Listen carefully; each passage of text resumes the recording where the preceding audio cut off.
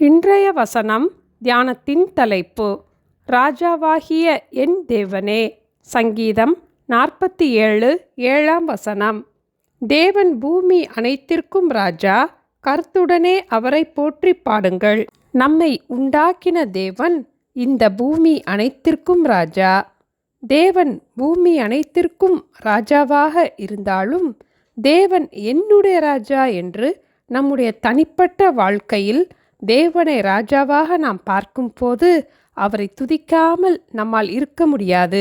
தாவீதும் கூட தன்னுடைய தனிப்பட்ட வாழ்க்கையில் தேவனை தன்னுடைய ராஜாவாக உயர்த்தி கூறினதை 145ஆம் சங்கீதம் 1ஆம் வசனத்தில் நாம் வாசிக்கிறோம்.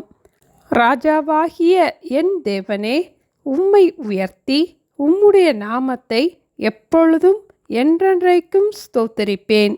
தேவன் நம்முடைய ராஜாவாக நம் நடுவில் இருக்கும் போது கிடைக்கும் ஆசீர்வாதத்தை பற்றி செப்பனியா 3ஆம் அதிகாரம் 15ஆம் வசனத்தில் நாம் வாசிக்கிறோம். இஸ்ரவேலின் ராஜாவாகிய கர்த்தர் உன் நடுவிலே இருக்கிறார், இனி தீங்கை காணாதிருப்பாய். ராஜாவின் தயை புல்லின் மேல் பெய்யும் பனியைப் போல் இருக்கும்.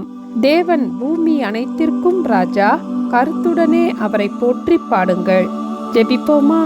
எங்களை நேசிக்கிற எங்கள் அன்பின் ஆண்டவரே, தாவீதைப் போல எங்களுடைய தனிப்பட்ட வாழ்க்கையிலும் ராஜாவாகிய என் தேவனே, உம்மை உயர்த்தி உம்முடைய நாமத்தை எப்பொழுதும் என்றென்றைக்கும் ஸ்தோத்திரிப்பேன் என்ற தீர்மானத்தோடு தேவனை துதிக்க எங்களுக்கு கிருபை தர ஜெபிக்கிறோம் அப்பா.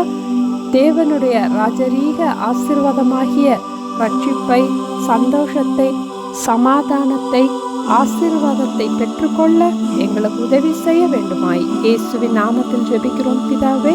ஆமேன். Thank you. Have a blessed day.